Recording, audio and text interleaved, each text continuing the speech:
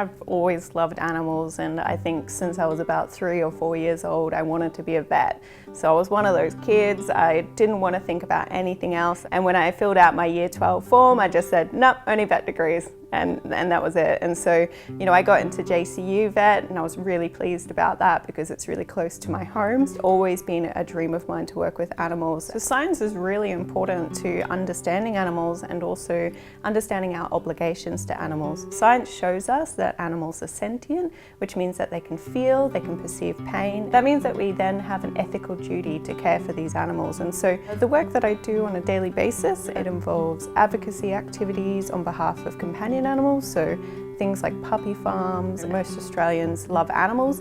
We are an animal-loving nation, but unfortunately there is cruelty that occurs, and a lot of the time that falls under categories like neglect or lack of information. So people just don't know how to care for animals properly, or maybe they don't have the resources or the money. Changing human behaviour is incredibly difficult. You just have to look at the issues we have with public health campaigns around smoking and obesity to show that changing human behaviour is very challenging.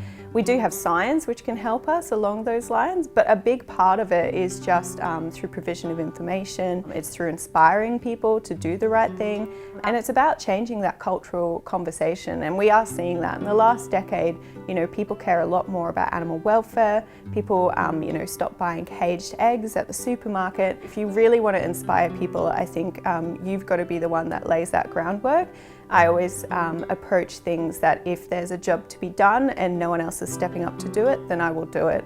The biggest reason I chose JCU is because I'm from North Queensland, so most of the people that were in my cohorts were drawn from quite rural and regional areas, and so I think that makes a really interesting mixing pot of people. University is all about the people that you share that experience with, your lecturers who spend their time to educate you on these topics, and I think that made this really sort of unique environment where everyone was just striving to do their best. Most people came from very humble backgrounds compared to, say, universities in Sydney and Melbourne. Everyone was just, from the bush, from the country. As a result, I think we all just strived to do our best. We had no idea kind of what was out there in the world, and then when we kind of stepped foot out there, I think we were very resilient and able to kind of come up against any challenge.